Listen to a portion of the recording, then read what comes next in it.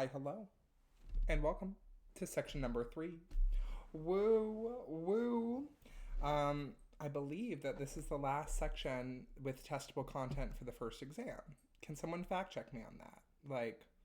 Because I know I don't have to do a section 4 next Monday. That's all I know because that's what I care about, the thing that affects me. So I would assume that the first exam does not include lecture 4. Can anyone double check? Because now it's like in a video. It's going to be posted on the course website. So maybe I'll speak it into existence. That lecture 4 will not be on the first exam. But honestly, lectures 1 through 3 feels like a good stopping point. Like if we think about what we've done and where we're going, we said, hey, amino acids, they exist. Link them together in peptides. How do we cut up peptides? Proteases. There are a bunch of different types. Proteins are enzymes. How do those work in terms of kinetics and energetics? That's kind of the story of the first exam, where then I think second exam pivots into okay, cofactors. Let's do oxidation and reduction. How do the enzymes do it? How do we use ATP? What is ATP? That's kind of the next place we go. And then the third unit is the fiercest, and that's one that I'm going to lead the exam review for. That's going to be metabolism. What's going on? How do we do a whole pathway? Thank you, Jason, for checking. It is the first 3 lectures. So, hey, you've seen all the exam 1 content. You could basically take the exam today. Well, game plan for what we are doing. We're going to start off with this family of proteases that I'm calling the acyl intermediate proteases. These are the serine, cysteine, and threonine proteases. From there, we'll go into talking about protease inhibitors, and then we'll end off with enzyme inhibition kinetics. I'm hoping that today won't take as long. I think it'll be faster. I was also going to do a little aside on zinc proteases at the end, but I did not have time to make that. So here we are. Zinc proteases, they're kind of like aspartyl proteases. Just there's a zinc instead of aspartyl. I would just recommend going through the notes, but I feel like that's the only thing that I haven't been pretty comprehensive on in the section notes. So section notes normally have things. Before we properly jump in, are there any logistical questions about what's going on in the next week or two? Are there any kind of big concept questions or where are we at, where are we going? I was kind of wondering exactly how the test format is supposed to work for the online people. Because, for example, I imagine in general cameras on, but my webcam is on the computer, and even if I put my chair all the way up, I can't really turn it down to face the table. So I want to know about that before I'm told I'm doing it wrong in the middle of the test. So what we've done, or what we normally do for the students in the online portion of the class, is Matt and I are in a Zoom room with y'all during the exam. And we do need it to be where on your camera we can see the paper or tablet you are writing on and see generally the area around it. And so most students who are using a desktop or something, the easier fix is connect to Zoom on your phone or other device and then have the camera from that aimed at your desk setup. And so it might be a little trial and error to get it set up. But typically it's nothing I'm not busting a gut to check if you're cheating. I'm just kind of vibe checking. Do things look normal? Great. Yeah. So it shouldn't be something to worry a ton about. But yeah, just so you have a little heads up about trying to test out the setup. I think that Matt will send out some extra instructions for the Zoom students, the week of the exam, something like that. But if you do not hear from him, send him an email, or you can also email me. But that's my understanding of it so far. Yeah, because I was also wondering about the obviously the sending and printing out stuff and how that time frame is supposed to work. Because I saw it's about 20 minutes, but I'm sure he'll specify that in the instructions. Yeah, what we'll do is once everyone's in the Zoom room, we'll post a PDF on Canvas for the online students to download. Then you will have a few minutes to print it out or put it on your tablet. And then once everyone is ready, we'll be you can begin. And then when everyone's done, you'll still stay on the Zoom. And then we'll wait for everyone to submit theirs to GradeScope. And so you'll either need to be able to take pictures and cam scan it to a PDF, or just export the PDF from a tablet. So that's kind of the game plan. Yeah. Other questions from folks? Well, I was wondering how like accommodations for extra time would work if we're all in the same Zoom room. So my understanding is that the Extension School's Accessibility Office will be proctoring the exams for students who have additional time. That's at least my recollection. Sorry for the dog barking. She's trying to defend the homestead here. But I got an email about it. It might have been from you, and so I will respond to that. But I'll need to just check with Matt. But I that's how my understanding of how it works is it's proctored separately. Okay, well, thank you. Yeah, that was probably me. Oh, yeah. I love it. Logistical questions. This is also the thing. I'm used to being for the summer head TF where I'm like I do all the admin and so I have the answers because I'm the one doing it. But I'm just a plain Jane TA here, and so I'm like, I don't know. I don't know what's going on. Those are valid questions. Will we receive a separate link? To be so honest, I don't remember. I think it'll be a thing on, like, you know, where you go click on the Zoom for, like, my section or the class section. I think that there's going to be one for, like, exam on there. But again, this is just my recollection from, like, last fall. This is my second semester doing kind of, like, the online teaching here. But, yeah. But we'll get it all worked out. Okay. One other thing before we fully jump in. Any, like, questions, things about, like, the first PSET or the second PSET coming up? Or actually, you've submitted the second, so the third PSET coming up, but I need to grade your second PSETs. I had a question. I don't know if you can answer this about what would be included in a bulky nonpolar residue, like if isoleucine would count, or I feel like isoleucine's pretty bulky and nonpolar. Yeah. I Okay, mean, when I cool. think bulky nonpolar, my girl tryptophan shows up. Like, Okay. talk about huge, talk about nonpolar. But like, I mean, isoleucine, leucine, I feel like those are pretty bulky as well. Okay, because they're kind of like all in a row and next to each other, so I'm not sure which one to go for, but that's a me Gotcha. problem. So Okay. And thanks. then also help room. We can talk our office hours. But okay, let's jump into the content. Woo. So, acyl intermediate proteases. The whole thing with proteases, remember, our goal is we want to snip up a peptide chain. So we want to break an amide bond. And last section and lecture 2, we were talking about aspartyl and zinc proteases. And their big strategy for how do we cut this amide bond is they are using a lot of acid and base catalysis in order to kind of cleave that amide bond. And they're doing it with just plain Jane water as a nucleophile. So we deprotonate the water, make it OH-. We protonate or use some other like Lewis acid to make the carbonyl a better electrophile, and then it reacts. So that's kind of what we've seen as the old thing. And the new strategy that we're going to see in these acyl intermediate proteases is we are going to use an amino acid in the active site as a nucleophile to go make an amide into a better electrophile, a more reactive electrophile, a different functional group. So it's kind of fundamentally like aspartyl and zinc proteases are like, hey, these are the molecules we have, let's make it work models. Whereas the serine, cysteine, threonine are like, let's trade in our electrophile for a better one, a different functional group there. So just to like outline this basic strategy here, what we have is an amide, which amides we typically say in the scheme of all the carboxylic acid derivatives are not very reactive. They're more stable and they're not as good electrophiles. And it's because in this resonance structure, we place a nitrogen or a positive charge on nitrogen. And nitrogen we know is less electronegative than something like oxygen. And so this is a pretty stable resonance structure. Negative charge is on oxygen, which is pretty electronegative, and then positive is on nitrogen, which is less electronegative. So she is just not that reactive in the scheme of things.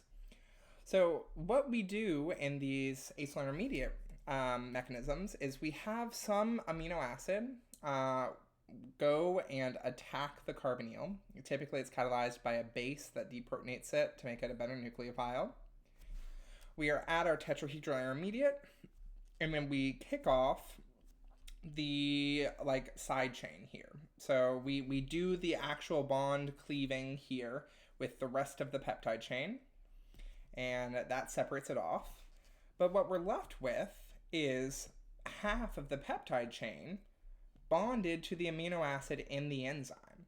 And so for this intermediate, we actually have the substrate that's visiting this active site as a guest covalently bonded to the enzyme.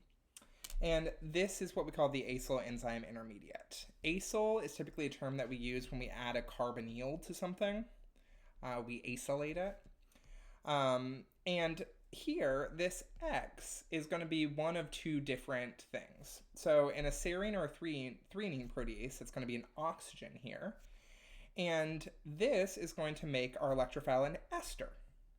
Now, esters are more reactive than amides because they have a worse resonance structure. So here in our resonance structure, we have a positive charge on oxygen, whereas for the amide, we had it on nitrogen, which was less electronegative. Here, she is more uncomfy with the positive charge on this oxygen, and so she is less stable, making her a better electrophile, making her more reactive. So nucleophiles can better come in and attack here. Similarly here, if we have a cysteine, then our X is a sulfur, and we call this functional group a thioester. So, thio is just our prefix for sulfur, and ester, it's like an ester. And this one doesn't have a very good resonance structure because sulfur is on the third row of the periodic table, whereas carbon's on the second row. And so they're just very different sizes. And so this is not a very stable resonance structure. And so it doesn't have as much stabilization, so this is less stable and thus a better electrophile here. Yeah, so again, our big strategy, we went from amide, not very good electrophile, to either these esters or thioesters, which are better electrophiles. And then once we make our better electrophile, water attacks. So in both of them, water is involved. But in the aspartyl zinc proteases, water is the only nucleophile. Whereas in these acyl intermediate proteases, you first have an amino acid as the nucleophile, then you have water as a nucleophile. Any questions about this kind of main strategy that we are going to see here of making a more reactive functional group?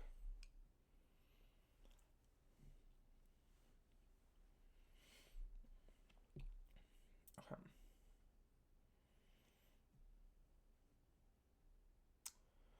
So for the practice problem, I'll address specific practice problems probably in office hours, but the attacking a boron versus CO bond, we're actually going to talk about later when we get into inhibitors. So that's coming. But yeah.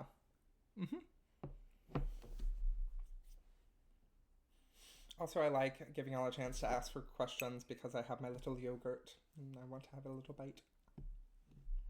But let's meet the players here. So our active site, for aspartyl proteases, we had two aspartyl groups. For zinc proteases, we had a zinc and we had some amino acid residues around it. For these, we typically have a catalytic triad or dyad, depending on if we have 3 amino acid residues present, that's our triad, and that's for serine or cysteine. And then if we just have 2 present, that's a catalytic dyad, and that only happens for cysteine. So cysteine proteases can either be dyads or triads here. But you both need to be able to produce these 3 amino acids in terms of knowing what their structures are, knowing what their identities are. But you also really need to know what their function is, why all 3 of these are working together on the group project and who is doing what. So the serine or cysteine over here, this is what's going to be our nucleophile that's going to go and attack the amide. So this is the quarterback team leader that is going and throwing the ball and doing the thing and attacking the electrophile.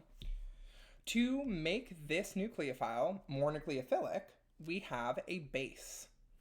And the base that we have in our catalytic triad or dyad is a histidine. And it is a base, but it kind of sucks. Like, it's not a great base. It's not a super strong base. And so, for specifically serines, but also sometimes cysteines, we need another amino acid residue, in this case an aspartyl residue, that is going to enhance the basicity of our base. It is going to make the histidine a better base. And the way it does it is by acting as a Lewis base. So a Lewis base is an electron donator. And one way that we can think about it is it's pushing more, or like it could stabilize. Oh, that's really annoying of me. Maybe I'll go ahead and actually write it here. So one way to think about it is the negative charge of the aspartyl residue is going to be helping to stabilize the positive charge that comes on this histidine.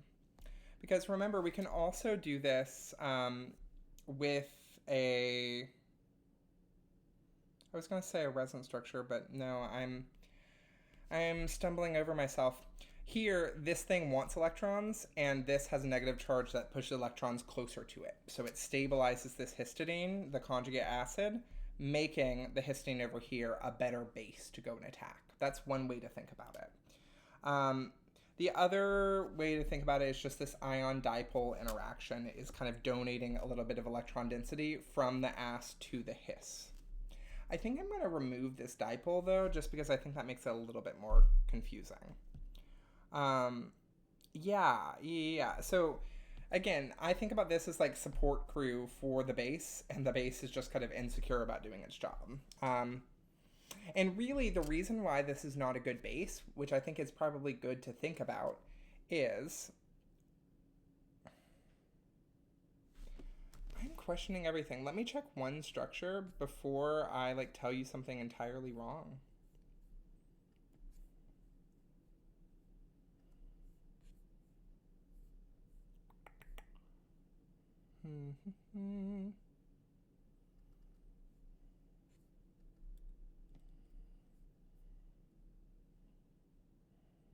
That's it.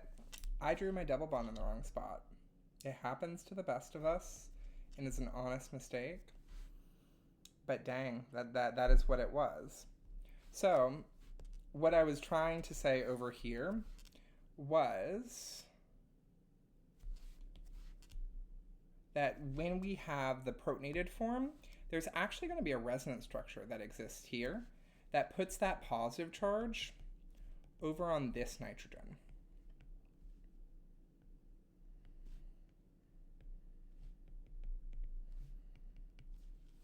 And when we do that, we can see that there's more obviously this really favorable electrostatic interaction between the aspartate's negative charge and the positive charge on the histidine. And so it's stabilizing this conjugate acid of the histidine here.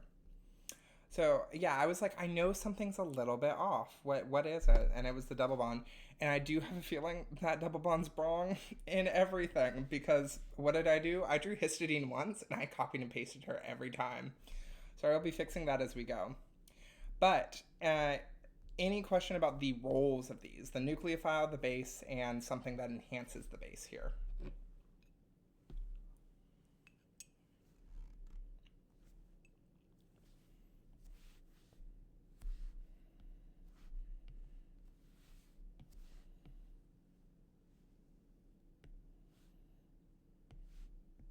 Okay. The other main feature that we see in these active sites are oxyanion holes, which we often abbreviate as OAH because it's a lot to write. Oxyanion holes are just when we have the amide backbone in another part of a protein acting as little hydrogen bond buddies for the substrate that comes in. So, in lecture, Serenia mentioned that this positions the substrate in the active site, and she mentioned that it stabilizes the tetrahedral intermediate when we have a negative charge. But the way it does this stabilizing tetralunar intermediate is by acting as a Lewis acid, as something that can accept electron density, because here these have partial positives that can do a hydrogen bond or an ion dipole here with the negative charge on the oxygen. But this Lewis acid, even with the carbonyl, it functions very similarly to the Bronsted-Lowry acids that we saw in proteases, which make it a better electrophile. So it is doing multiple functions here. It positions it, makes it a better electrophile, and stabilizes the intermediate. Great, we love to see it. So here are kind of our core features that are going to be coming back. I tried to be pretty consistent with my color coding as we get into the full mechanism. But let's see what is going on. So we have 4 big steps here in the serine protease, and I started off with that just because it's the most plain Jane. In our active site, we have our catalytic triad, which will always have all 3 for serine. And then I have the oxyanion hole up top. So our first step is the amino acid nucleophile attacks the carbonyl. So first our his goes and deprotonates in order to make it a better nucleophile. Then after that, the electrons in this bond are going to go up and attack and push up on the carbonyl. So we've done kind of our first big step of a CAD reaction. We attacked the carbonyl with a new nucleophile. Then we're at our tetrahedral intermediate here. With this, our oxyanion hole is stabilizing the negative charge. We also see that our serine residue is covalently bonded now to the substrate. And we do our second big step of a CAD reaction, which is lone pair push off some group. And here we're going to be pushing, lone pair pushing off this whole other right side of the molecule. So we push down, and then we're going to go and protonate this with the histidine that had been protonated in the step right before this. And boop. Do we always have to draw the oxyanion hole in each step? I'm so sorry, yes. It's really annoying. Like, the thing that's most annoying about these exams is not, like, understanding what's happening. It's, am I drawing everything every step? And, yeah, it's kind of the thing that the only way we could help you with not drawing it is by printing it there. But then we're kind of, like, telling you what's there. And so, yeah, I mean, as someone who has taken this class before, I can tell you it's annoying. I'm sorry. Yeah. Cool. We are going to do a proton transfer on this, just to save us a little bit of time. And then when we kick off this whole side amino acid chain, then we can make it NH3+, whereas here we only had 2, and then we only had an NH here, and then we got another H when we grabbed it from histidine. The proton transfer lets us add this last third H. So now we are at our acyl enzyme intermediate. We are back to some carbonyl here, and we are going to do the same 2 CAD steps again. We're going to have a nucleophile attack the carbonyl, and we're going to lone pair push off something. So we're really just doing the CAD reaction steps twice. So now that we have a better electrophile with this acyl enzyme ester here, water is going to come in and attack. And we know water is not a great nucleophile. We're going to deprotonate it to make it OH minus, to make it a little bit better. But then this goes up and attacks. We have one last tetrahedral intermediate where the negative charge is on O. And then the thing that we need to kick off is the amino acid residue. So we push down, we have our arrow from the bond to the serine, grabbing the H from our histidine down here, which I will correct both the histidine double bonds.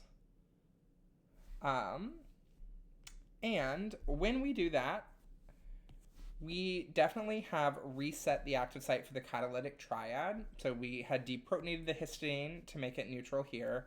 The serine is the one that's getting that H, so it's neutral here.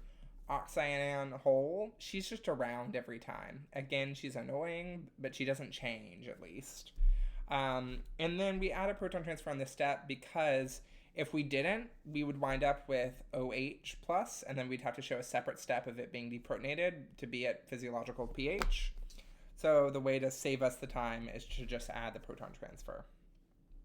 So the curved arrows of these two should be really, really similar to the curved arrows of the aspartyl protease in terms of like we are attacking a carbonyl and then lone pair pushing off something.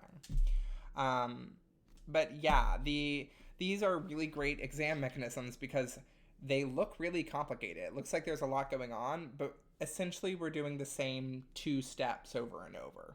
And you need to know the function of like all these other players in the lobby of our active site. But I don't think it's like conceptually more difficult. I think it's more busy than anything else. Questions or thoughts about the serine protease mechanism while I finish the last double bond?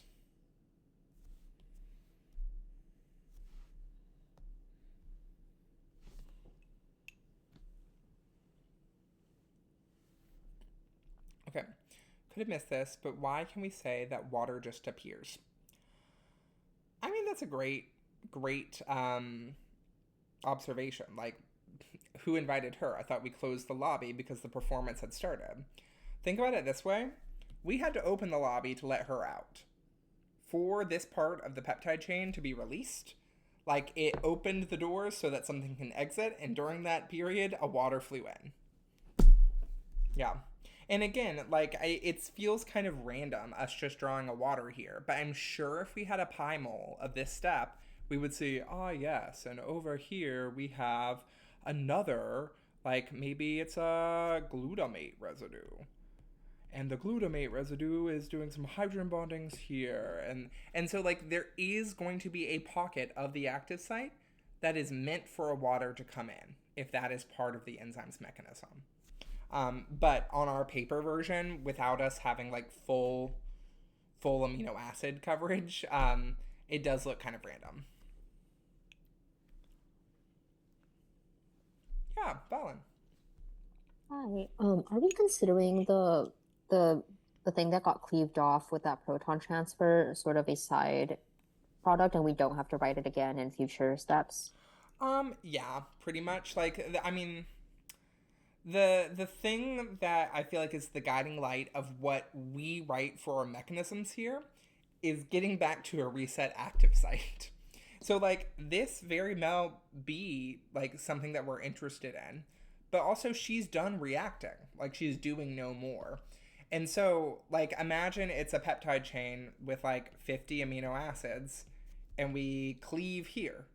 Well, this could be the 30 amino acid residues on this side that are just freed off, and then the other 20 are still here attached to the serine residue. And so it's kind of like, which part do we care about? Typically, that's like a bigger picture question than the questions that we are asking. Like, we're asking questions about, like, do you know the mechanism of this? What are the roles of the different pieces in here? What would an inhibitor look like?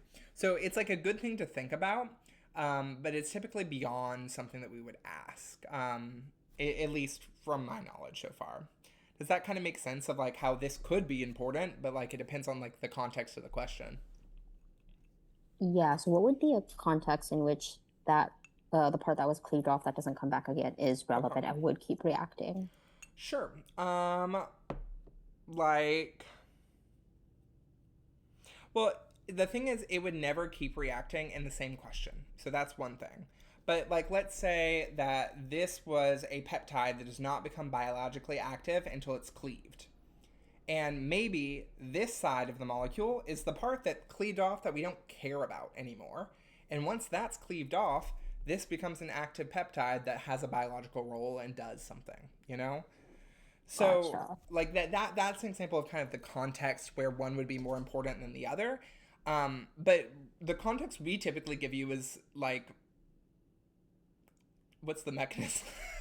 Like, there's often a bio of, like, meet thrombin. She's great. She's out here involved in, like, blood clotting and blah. But you really just need to know that she's a serine protease. Like, the rest is just kind of, like, filler. Gotcha. Cool. Thank you. Yeah. Okay. Does the water show up on the outside of this peptide backbone? Honestly, don't think geometry with this. Like, don't think 3D spatial reasoning. She's wherever would geometry 3D make sense in the like pi mole setting, we just have to put it somewhere to write it. Like I could have written it H2O up here, but the histidine is the thing that deprotonates it, so it should be close to that histidine. Yeah. But I feel the frustration of like a wild water appears. Yeah. Okay. Serine protease. Cysteine protease. If we have a catalytic triad, it is the exact same as the serine protease mechanism, and literally you just change all the O's to S's. So I did not write it out. But that is, here it is, the serine to cysteine protease change if we have a catalytic triad. If we have a catalytic dyad, it's the exact same except for we just don't have the aspartate present. So the only thing that really changes is this first step, which, yet again, I drew one histidine for this entire, like, section packet. I didn't even check up. Let this be a warning to you all. Your histidines can come and bite you. But, here, the histidine can just straight up deprotonate the cysteine. Why can it do that? And it's because it's more acidic. So remember, our pK here for the cysteine is about 8. And then I think it was somewhere around like 13 or 14 over here. So that's why we need histidine to be a stronger base with the aspartyl residue if we are deprotonating serine. But for cysteine here, more acidic, so we can just deprotonate it directly with histidine and attack. So there isn't really much new here. So these two are the most similar. I mean, the threonine protease on first glance feels very different, but it's the exact same 4 steps. We just don't have the same amino acid residues. So for threonine proteases, we do not have a catalytic dyad or triad. We do have an oxyanion hole. And this only happens with threonine residues at the N-terminus, at the very end of the peptide chain. So what we are doing is our threonine residue, this is like the carboxyl side, this is the amino side, and then this is the side group of the 3 things, the methyl, the CH, and then the OH. But we are orienting it so that this N-terminus can be positioned pretty close to the hydrogen of our OH side chain for the threonine. So our threonine, this OH residue, that is what's going to act as the nucleophile and go and attack some electrophile. And what we are doing is we are having our N-terminus amino group act as the base. So they are on the same molecule, and really they're forming this like little 5-member ring kind of transition state here, which is cute and fun and fresh. So typically in the wild, you would expect the N-terminus to be positively charged, right? Just because like physiological conditions. So what we just allow you to do is we allow you to start off with it as NH2, just to save you a step, because we don't want you having to write this whole thing yet another time. Yeah. Honestly, I would know for all of the mechanisms, what's the minimum number of times I need to write the active site, and aim for the minimum, just to save yourself with writing. So this N-terminus acting as a base is doing the exact same role that the histidine did in the catalytic triad. So if we put it together, we have our threonine residue here. We deprotonate it, it attacks the carbonyl. Hey, that's really, really similar to the amino acid nucleophile attacks the carbonyl down here. Okay. Then we do a lone pair push off this HNR group, this side of the peptide. We push down and we grab a hydrogen instead of from histidine. We grab it now from the N-terminus. We do our little proton transfer and we kick off that whole side of the peptide. Then water comes in. Don't ask me where, but it comes in at a spot that is appropriate for water to come in the active site. And what we do is the N-terminus acts as a base again to deprotonate it, make it a better nucleophile. We attack the carbonyl yet again. Final step, we lone pair push off our threonine. And when we do that, we regain a hydrogen from the N-terminus here. And at the end of the day, we have reformed our threonine at the N-terminus. And our oxyanion whole is just present, ever present. But does it seem pretty clear how, like, these 4 steps, like these red summary ones that I've done, are exactly the same as the 4 steps that we did for the cysteine threonine ones. The only thing that's changed is kind of what our nucleophile and base look like, but everyone's doing the same roles.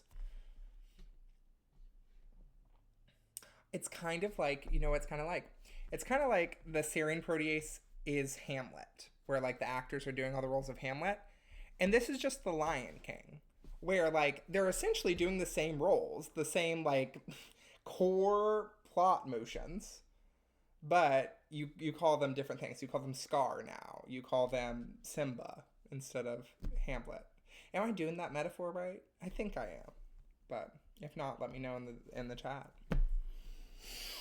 So, any questions on these acyl intermediate proteases before we do a practice?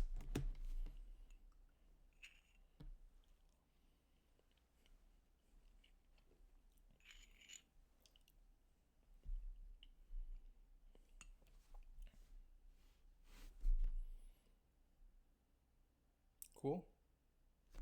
Okay, the practice. And again, Matt did a great job, wrote a great problem. I said, I'm just going to take the facts. Thrombin is a serine protease cleaving a peptide between arginine 16 and glycine 17. Draw the mechanism. And then after that, it wants us to draw the mechanism if it was in a cysteine protease with a catalytic dyad, just the first step of that one. So, let's do it. And will I have the strength within me to color code this? We will see. So we are between arginine 16 and glycine 17. So let's kind of plan out our amino acid residues. So I typically will start off with the amide bond that I'm going to break. The one before it, I know I want to be arginine, which I think arginine is 3 carbons.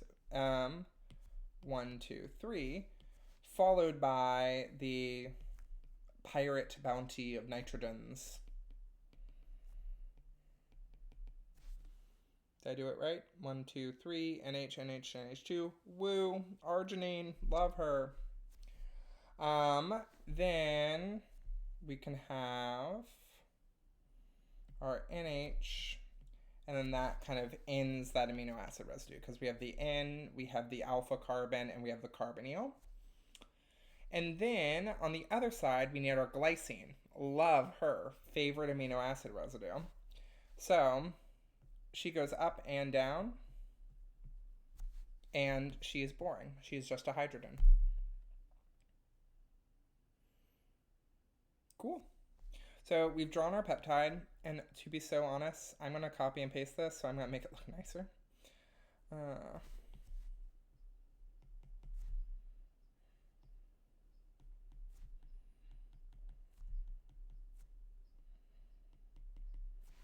Okay.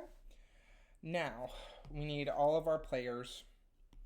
So, we need our oxyanion whole.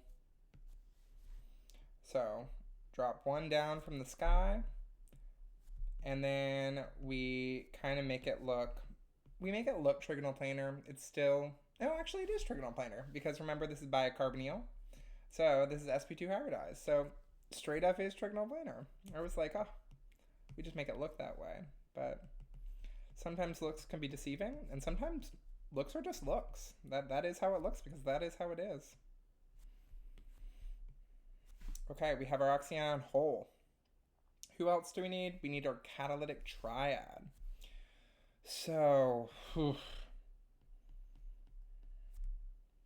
honestly, what I would do, and what I did when I was in your shoes for this class, I practiced drawing this out as quickly as possible.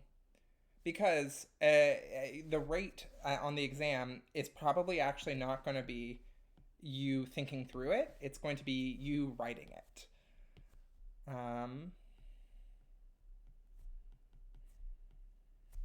Boop, boop. We have our histidine residue drawn correctly. And we have our aspartyl. Boop.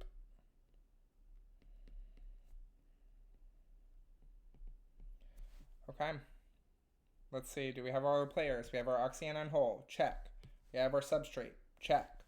We have our catalytic triad, check. Let's do it. So, we attack the carbonyl. So, our histidine acts as a base. Then our serine can go up and attack.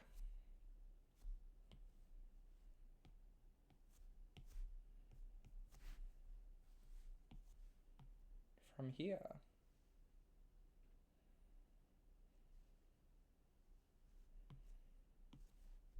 And you're allowed to draw like jank bond angles. I mean, we do. So I feel like we should extend y'all the courtesy. So now we have a tetrahedra intermediate.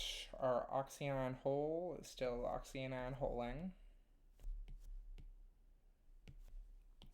Then we have this bond down here to serine. Boop. And our other catalytic triad members we write down here. We protonated our his so it has a positive charge. Okay. So now we're at our tetrahedral intermediate. We need to push down, kick something off. So push down, reform our carbonyl, lone pair push, and we're kicking off the peptide chain with the glycine. So that's going to come down and grab a H and kick off. Now obviously in the active site it's actually not this far away, it's just it's hard to draw this with the arginine and this being a flat surface. Remember, this is going to be pointed away, so you can imagine this being in the same space over here but kind of in the wedge land a little bit forward, whereas the arginine is in the dash land a little bit away from you. Okay, with that,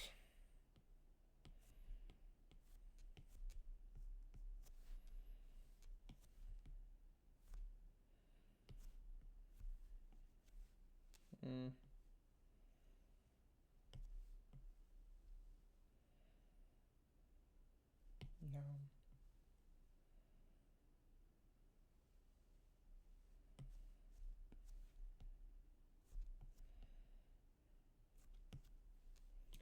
So this is the way I feel about these mechanisms, which maybe is just a me thing. I feel about them the same way I feel about reading classic literature, where like I don't actually like the process of reading them, but I like having read them at the end. And like I don't like writing out these mechanisms. But I look at my page afterwards and I'm like, fierce, go queen, yes, acyl enzyme intermediate, acyl enzyme intermediate. But I'm like, well, I guess Serenia has structures and she doesn't have to talk to her. But I'm like, what does Serenia say while having to do all of this? Because I feel like I'm just like, yeah, and then we keep writing the thing. That takes a long time to write. Okay, and then I'll do my like, whoop, who falls off? We need a proton transfer here. We have NH3+, boop, boop, boop. Carbonyl. And if we want to, we can be like, that's a product of some sort. Okay, we've reset our oxyanion hole. We have our acyl enzyme intermediate. We have an ester. We have our catalytic triad, and we have these guys down here. Now water. Water comes in. So, histine deprotonates. The OH comes and attacks.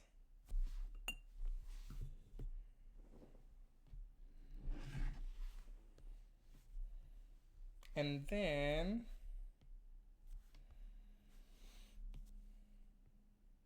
we get to write it all out again.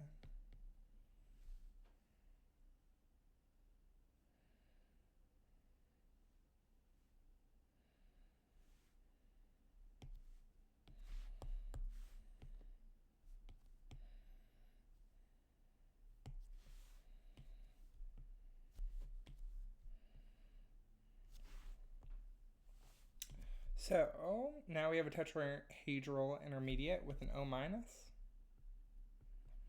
And we've added an OH on here. Our histidine is protonated because it just grabbed an H from the water. I think that's it. And then our last step is we lone pair push down, and now this time we kick off the serine, which will grab an H from the histidine. So here we will put proton transfer again on the arrow. And what are we left with?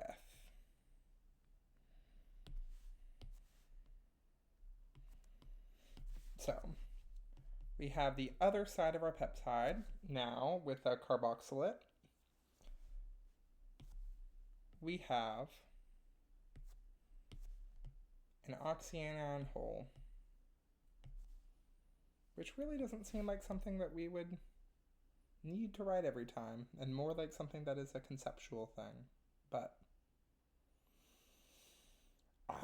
it makes you stronger, I suppose.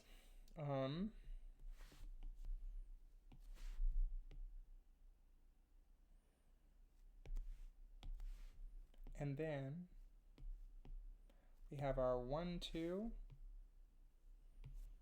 3 catalytic triad reset to cleave a peptide another day. Yeah, woof.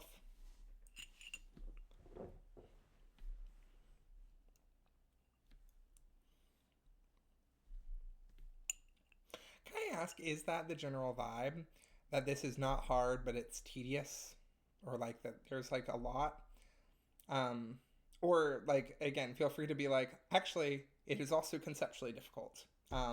Because it's new for y'all. Whereas I feel like I've lived with this for 9 years. But maybe it's a little conceptually hard and a lot annoying and tedious. It does, but then, like, I've shown y'all the preview, right? Of like where you're headed with metabolism. Have I shown it to you?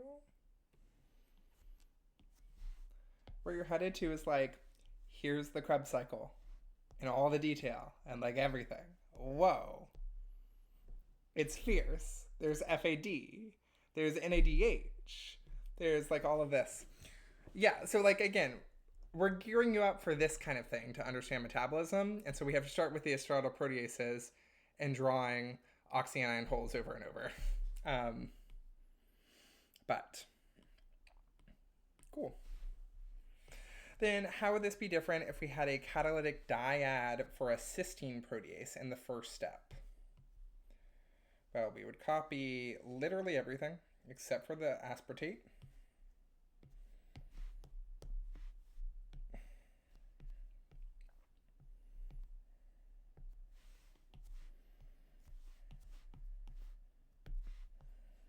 And we would make this a cysteine with an S. And we are done for how it would be different.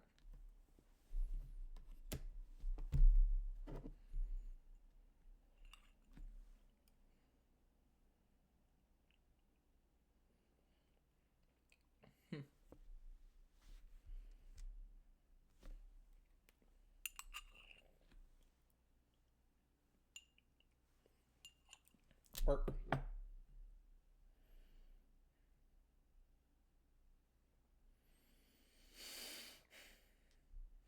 Okay. Anything else on the acyl intermediate proteases before we continue and we talk about their inhibitors?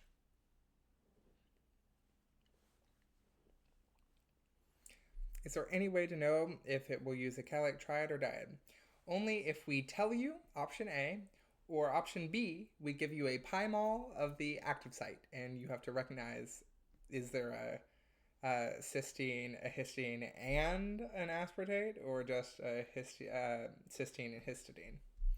So that's the only way to know. I believe that the catalytic triad is more common, but I honestly don't know for sure. Yeah.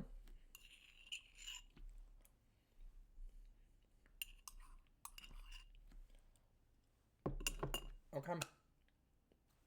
So, let's talk about protease inhibitors. So we have different strategies for inhibition depending on what type of protease we have. So if we have an acid protease, so the aspartyl or the zinc proteases, the big strategy that we have for inhibitors is we want to mimic the transition state. So typically that's going to be an sp3 hybridized carbon with like an alcohol. Here we are going to be non-covalently binding to our active site. So we are just going to have something that like sits in the active site and binds to all of the amino acid residues pretty well. On the other hand, for the acyl intermediate proteases, the strategy for our inhibitors that we make are to make excellent electrophiles, to make something that like, hey, we want this serine, cysteine, or threonine to attack the amide, but what if we have an excellent electrophile right next door that the amino acid would prefer to attack?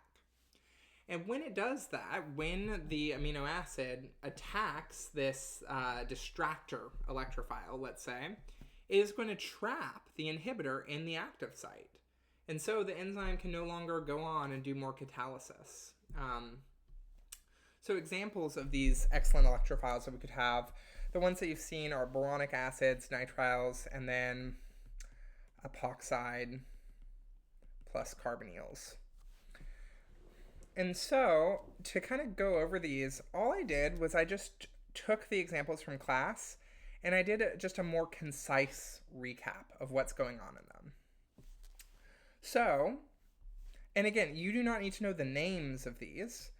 The only thing that I would suggest you look at are the things that I'm highlighting either in blue for excellent electrophiles or the things that I'm highlighting in this kind of like pale red for the transition state mimic. The rest of it doesn't matter.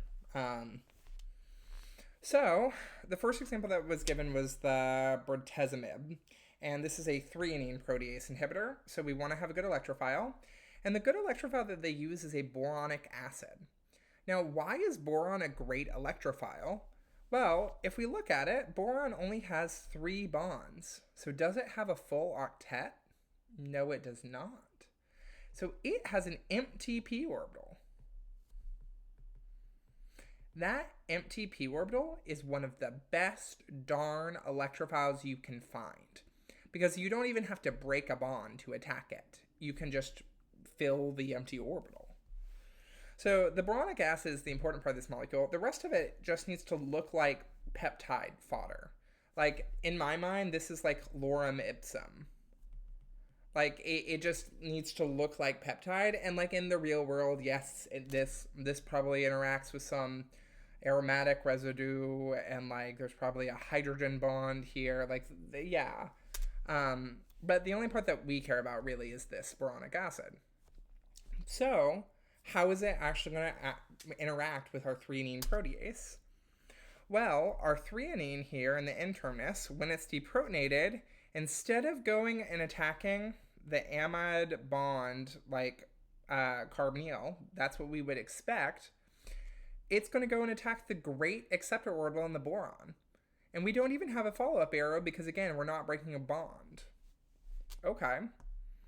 Well, now we have the inhibitor covalently attached to the enzyme, and there's just no more reaction for it to do. And so we've trapped the inhibitor in the active site, meaning that the enzyme can't go on and do more reaction.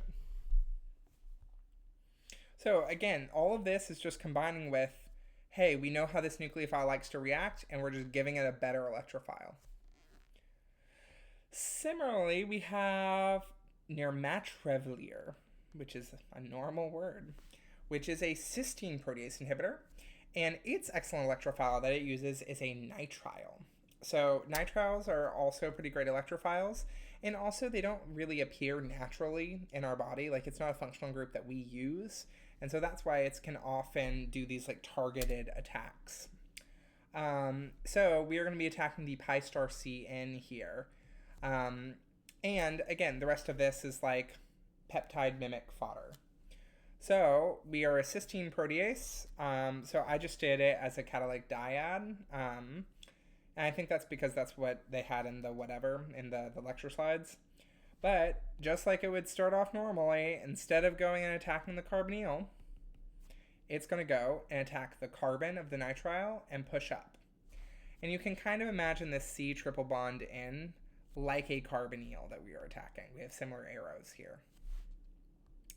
And lo and behold, I copied the same histidine.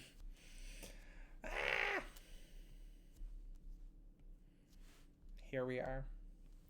But now, when our cysteine has attacked this nitrile, again, we now have made a covalent bond between the inhibitor and the enzyme, and it's not going to do anything. Like, there's nothing further it can do. So, it shuts down the molecule from reacting further.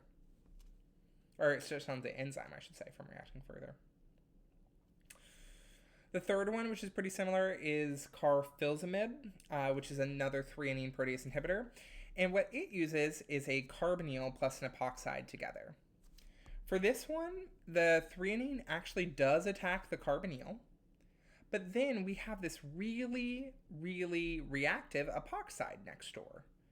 And so what happens is the nitrogen, the N-terminus of our threonine, once our O is already attached, it's going to go up and attack this epoxide. And then we are going to protonate the O here to make it neutral. And what it makes is this 6-membered ring here.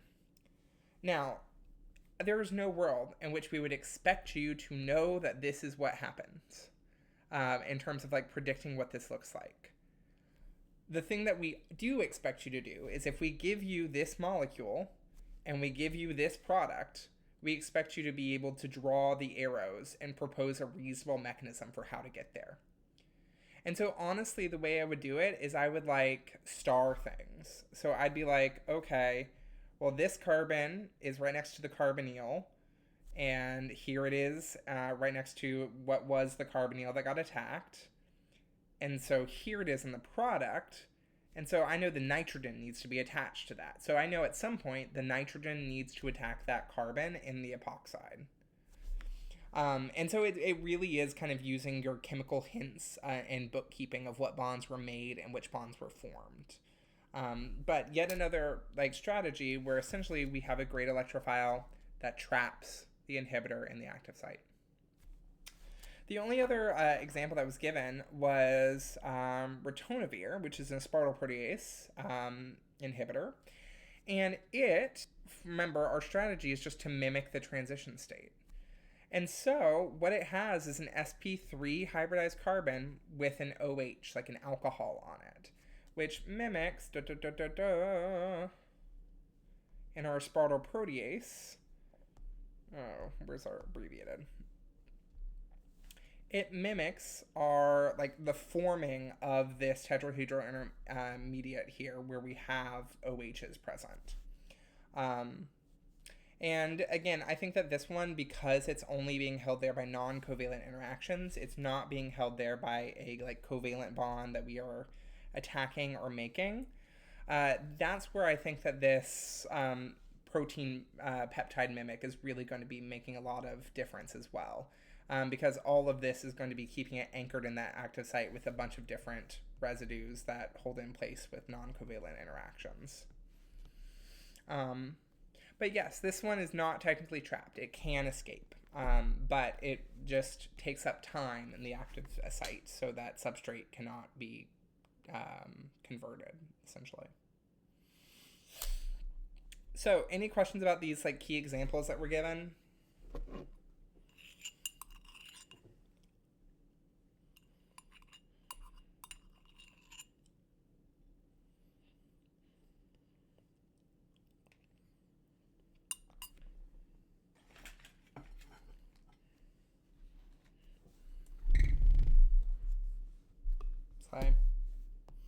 So practice number 2. Which of these would be a better serine protease inhibitor and why? Draw the mechanism of inhibition. So I'm actually going to give you like, let's say 3 or 4 minutes to start trying this out on your own of picking which one you think would be better for a serine protease, and talking about the strategies that we talked about. Do we want something that has a good electrophile, or do we want something that mimics the transition state? And then I want you to try drawing out the mechanism of inhibition. So draw the like catalytic triad of our serine, and then see like how it's going to interact with the inhibitor. Either if it's going to form non-covalent interactions, or if it's going to attack some electrophile. So I'll give you a few minutes, and then I'll be writing while y'all are doing that.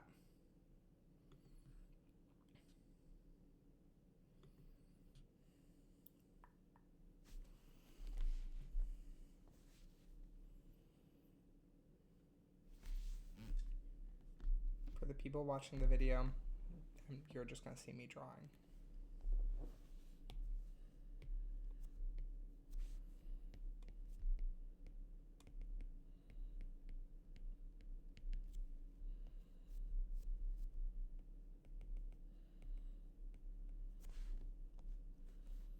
Good luck drawing this bad boy.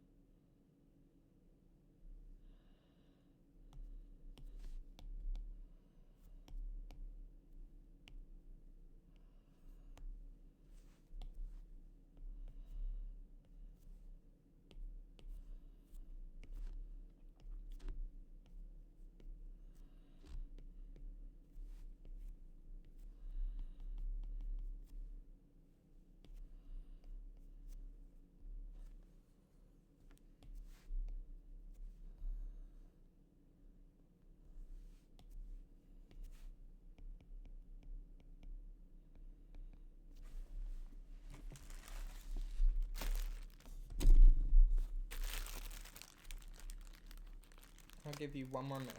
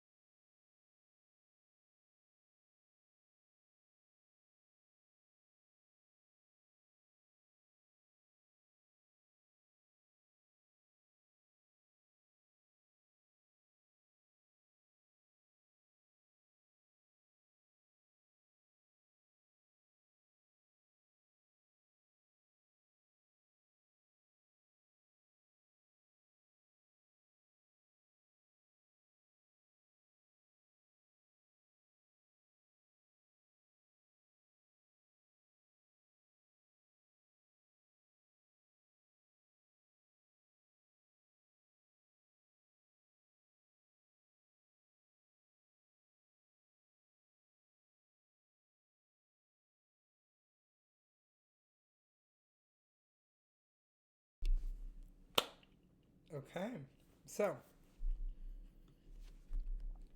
we have a serine protease, which is an acyl intermediate protease. And so our strategy is we want to have a good distractor electrophile. So when we look at these two inhibitors, we're scanning for functional groups. Here, this kind of all just like looks like peptide fodder, but then we have an sp3OH, which makes me think like a spartyl protease inhibitor. Whereas over here, we have a nitrile, which are pretty good electrophiles. So this one is going to be our only one that really has a valid distractor electrophile in it. So we start drawing it out. We have our inhibitor here. We have our catalytic triad for the serine protease. And then this one you might have not thought to draw, but we still can use the oxyanion hole here. It's drawn kind of differently on the page, again, just because of the nature of how we draw 3D molecules on a 2D page. Sometimes your oxyanion hole might look on the side or might look kind of differently. I could have flipped this whole molecule over so that the C triple bond N would be up, and then I feel like if the C triple bond N was up, the oxyanion hole would look a lot more natural there, right? And so it's just kind of a visual game, and remembering that this is just representations, that's not going to be entirely like geometrically accurate. But our oxyanion hole can help position it. It can act as a Lewis acid. And so we deprotonate and we attack. And then what we make is this acyl intermediate where the serine is bonded to the carbon of the nitrile. And here it's now CN double bond with a negative charge on the nitrogen. And that negative charge is helped diffused by these hydrogen bonds here, which are partial positive. So these are going to be kind of stabilizing that negative charge. And then it's trapped. And so enzyme inhibited.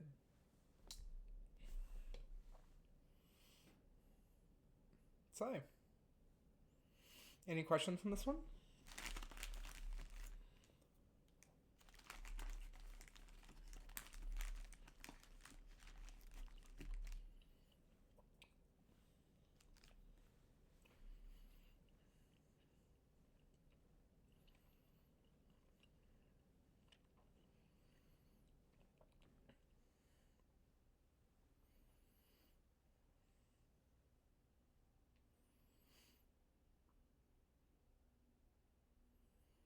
Well then, onward folks, to the last topic. Enzyme inhibition kinetics. Have you ever heard of a more interesting topic? I know there's no place I'd rather be on a Monday at 7:10 p.m. than talking about enzyme inhibition kinetics. Oh, woo. What an exciting and life-affirming topic. So types of inhibition. We can inhibit an enzyme covalently versus non-covalently, which we've already seen, right? So the aspartyl protease inhibitors were non-covalent, and then the acyl intermediate inhibitors were covalent. That of the examples that we've seen, that's not a hard and fast rule. Covalent inhibition is typically irreversible, whereas non-covalent is reversible. And then among the non-covalent inhibitors, we can either have a competitive inhibitor, which binds at the active site, or a non-competitive inhibitor that binds at an allosteric site. Now, for both competitive inhibitors and covalent inhibitors, they are going to be in the active site, so their structure tends to mimic the substrate of the enzyme here. But there's essentially three types that we want you to know for this class, and to be so honest, we do such a light touch of this. In other classes, you're doing Lineweaver-Burke plots, you are doing like I think this was like 4 pages of the lecture slides, and I've seen it be like 80 slides. So it's a light touch, and the biggest things that you need to walk away from it are, how does this type of inhibition affect Km and Vmax? And obviously we want you to conceptually understand that, not just like memorize it. But we start with competitive inhibition. So in competitive inhibition, the inhibitor looks a lot like the substrate, and it is going to bind at the active site here. So from our starting materials, if we have an empty enzyme, either the substrate can go in, we get enzyme substrate complex, we go to like products and stuff, or the inhibitor binds and just sits there for a while. And then again, all of these are reversible, and so it'll come out after some point. But with this, we have an increase in Km and a no change in Vmax. And kind of breaking down both of those. So essentially, with a competitive inhibitor, it's a competition, baby.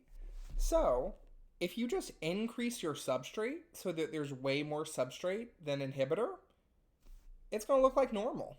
It's going to go to Vmax because the substrate won. It had a bigger marketing budget, and it put its campaign for like class president on every locker. And so, yeah, she just competed and won the substrate when there is more substrate than inhibitor. So that's why Vmax remains unchanged. But here, what we see is at lower levels of substrate, it is taking more substrate concentration to get to 50% of Vmax. And the reason that is happening, because before the substrate is like fully overpowering the inhibitor, there's actual competition going on. And so it is taking more substrate to get to that 50% Vmax because there is inhibitor present. So I'll write here, I wrote it because of competition with the inhibitor. And here we say that Km apparent increases. And the reason that we do that is typically Km is a property of an enzyme that is not going to be changing. And so Km apparent is it looks like it's changing. And that's because of this competition with an inhibitor. So this is sometimes called the Km effect. And essentially what it looks like is it looks like there's less substrate present. So it looks like it's taking more substrate to get to that 50% Vmax, but our Vmax is unchanged. And then here, remember, increased Km means that we are not efficiently binding with our substrate. That means that it is taking a higher concentration to get to that half filled slot. But yeah, I always start with thinking about Vmax and then from there thinking about Km. But that is our trends here. And I just use this little no change symbol for Vmax over here to say that it's going to be the same. So that's competitive. We have non-competitive inhibition, and in non-competitive inhibition, we have an active site, and then we also have another site on the molecule called an allosteric site. And here, the substrate bonds at the active site like normal, but the inhibitor can bind at this allosteric site. Now, when the inhibitor binds at the allosteric site, it does not affect the ability of the substrate to bind in the active site. So the substrate can still bind, but if our inhibitor is in the allosteric site, then it's typically not going to be catalyzing the reaction. So what that means is our substrate can still go into the active site just as well, just as easily as if there was no inhibitor. So our Km should be the same. Our amount of substrate it takes to get to half of Vmax should be nearly the same. However, when our inhibitor is bound on the enzyme, we are not processing any more reaction. And so it's kind of like this enzyme goes out of commission. And so there are fewer enzymes available that can actually do catalysis. And so what it looks like is our Vmax decreases. It looks like there's just less enzyme present because the enzyme that makes up this gap is tied up with being bound by an inhibitor, a non-competitive inhibitor. So this is the case where we see the Km is unchanged because, again, we don't affect binding at the active site at all. But our Vmax decreases because our number of usable catalytic enzymes is going down.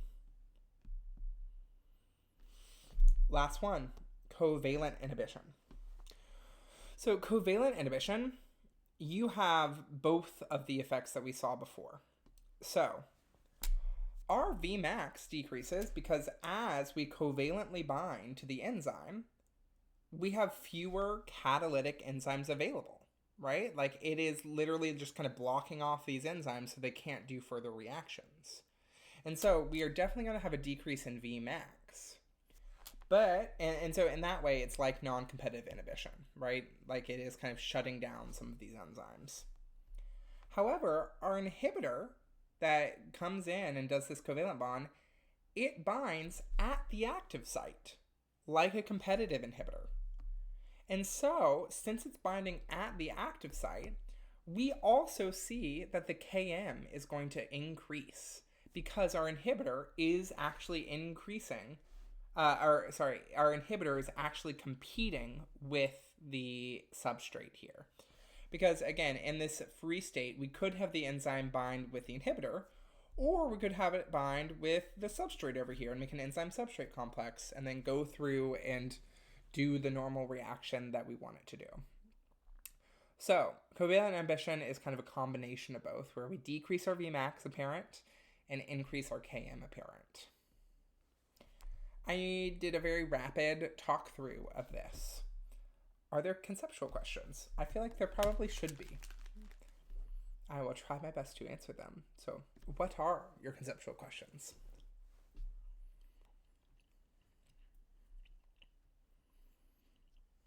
Hey, Colin, could I ask a quick question about just in general, actually, my question is like, Sure. you're saying that with what we have in each of these kinds of inhibition, it just looks like something is happening, but that's not necessarily what exactly is happening. So like, for example, in competitive inhibition, it looks like we have less concentration of substrate present due by the graph, but explain how that's like not necessarily really what's happening though. So this is functionally, it is what's happening. Like functionally, like we are having a slower turnover from our enzyme. Our Vmax is lowering, or functionally, like it's taking more substrate to get to half of our speed. But the whole thing is Km and Vmax are properties of the enzyme in isolation and normal conditions. So when we add an inhibitor, we are really not messing with the enzyme that exists and have these like standard staple literature values for their Km and Vmax. What we're doing is we're adding something into the system that if we did not have this labeled with being an inhibitor, it would look like our Km increased somehow. But we know that the enzyme we're not changing. And so we didn't actually increase the Km of the enzyme. It just looks like we did. And that's why we use this apparent kind of thing, because we're not changing anything in the enzyme when we're adding an inhibitor. I mean, technically with a covalent inhibitor, there will be a covalent bond, so I guess that changes the enzyme. But it doesn't change the properties of these enzymes, again, for the standard literature values of like Vmax is like what's the highest turnover velocity of our enzymes when they're fed substrate. And then Km is what's the substrate concentration that gets us halfway to Vmax. So it's really just a kind of like to cover our butt thing. Because if we tell you that Km increases, then like PhD scientists will be like, well, actually, it's a literature value, blah, blah, blah. But like it looks like it increases. If it quacks like a duck, why not just call it a duck? It's an apparent duck, I guess. Yeah, I see what you're saying. Thank you. Yeah, totally. Yeah, I got lazy here and I just copied Serenia's slides.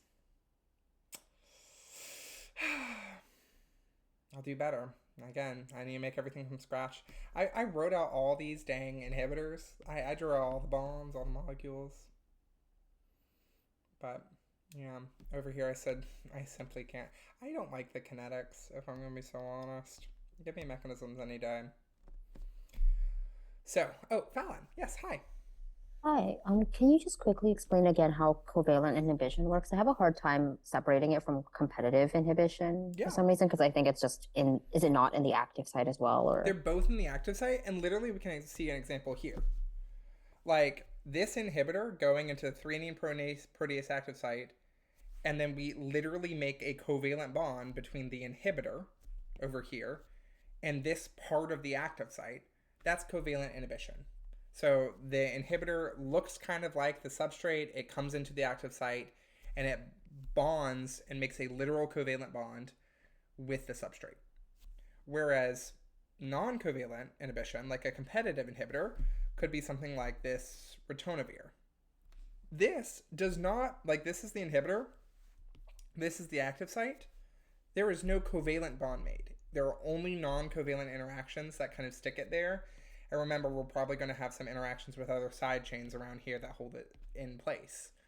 But like no covalent bond is formed between this inhibitor molecule and the surrounding enzyme active site. And so that would be an example of something that's a competitive inhibitor that's not covalent. Is that a little bit more clear? Yeah, and is that covalent interaction the reason why Vmax changes? Exactly. Okay. Yeah. So that covalent interaction means that functionally the enzyme is shut down. It is no longer going to be turning over things. And so it appears that we have less functional enzyme present. Like our Vmax is lowered because these enzymes are tied up. Oh, gotcha. But in competitive, it can still release that enzyme because it's not covalently bonded, which is why Vmax doesn't change. Yeah, and yeah, exactly. And okay. Again, it's competing the whole time, and like it's never going to be fully tied up forever. And so, like at the end of the day, we can just drown out the inhibitor with substrate, and then we get to full Vmax. Yeah. Okay, cool. Thank you. Yeah, totally. Okay. Let's look at the last question, which, disclosure, caused some discourse among the TAs.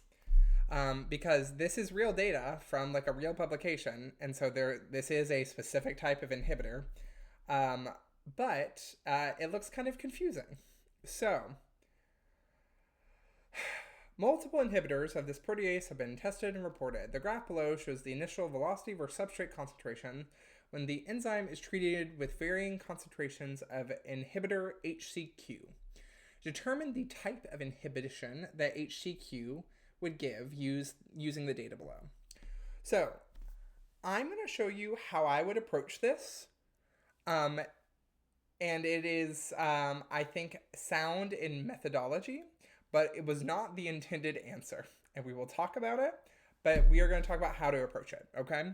Because I think that that's going to be more important. And the data on exams will be very, very clear. On the problem set, we ask you to draw it yourself. So again, we're not having to compete with like real data here, which real data sometimes doesn't look the way we want. So what I would do is I would start off looking at the no inhibitor present line, this yellow, and the most inhibitor present. And I just kind of highlight this one in the middle just to kind of like show like halfway in between the kind of trend. It's going from here to here to here. But the thing that seems pretty obvious is it seems like Vmax is decreasing.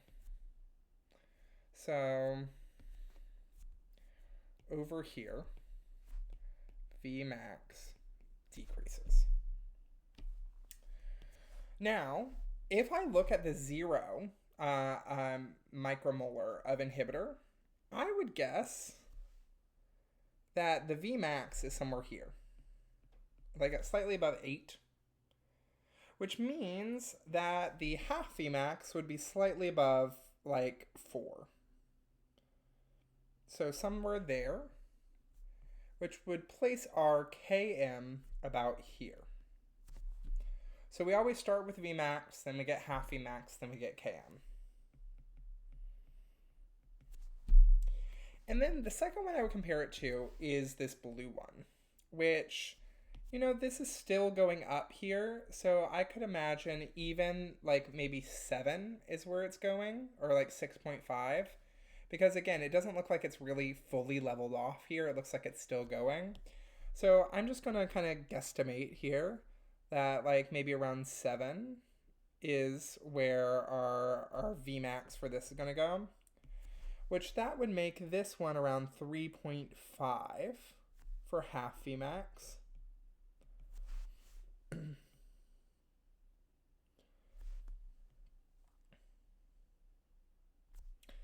And that would put our Km here. So we definitely have had a decrease in Vmax. And what I would have said by analyzing this myself is I would have said we also have an increase in Km. And for this, these are both apparent.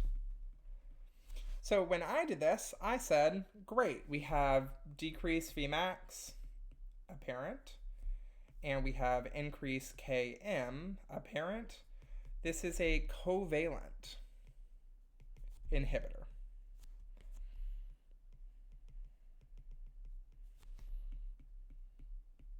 And honestly, if this was given to you as a test, we would accept that as a correct answer because that is very reasonable. In reality, it is a non-competitive inhibitor. And inhibitor. And when we were kind of talking back and forth and trying to be like, how can we explain this and rationalize this? Because like this was published, this is in a paper, it's non-competitive. So why does the data look kind of ugly?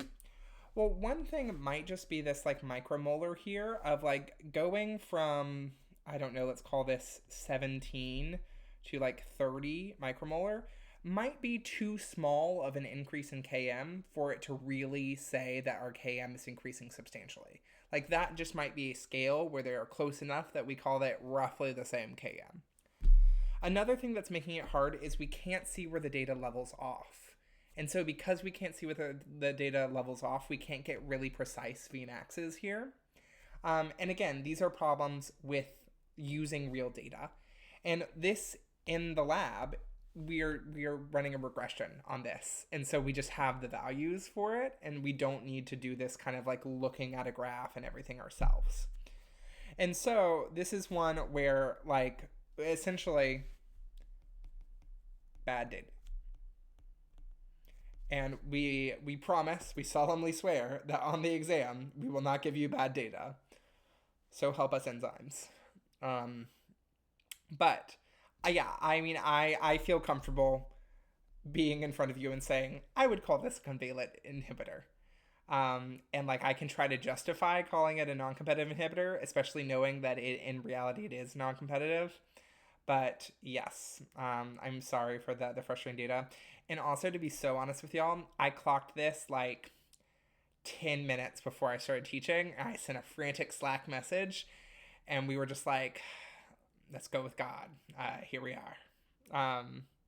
But again, I know that this was kind of a crappy example to do. I think that this thinking in purple, it models the good thinking that we would want you to do on an exam to work with data. But are there any questions with this? For at least the process and how I got to covalent inhibitor.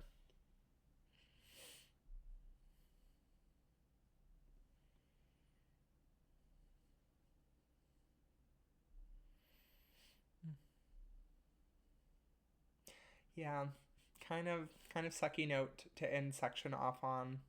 It also just like feels like a low energy week. But y'all catch me in section 4. I'm gonna be pumped for ATP. We're gonna be out here like holding a poster in the audience of lecture for ATP, like setting off air horns. Y'all couldn't handle me being in that lecture hall because I'd be giddy. I'd be so excited. So good luck with the PSET this week, last PSET before the exam. I'm gonna take like a little 15-minute break, and then I'll be having some office hours here. So hang around, ask questions, or come back. But thank y'all for coming today. I appreciate it. And I hope this was helpful talking through some of the things. Goodbye for now. Thanks, Colton. Yeah.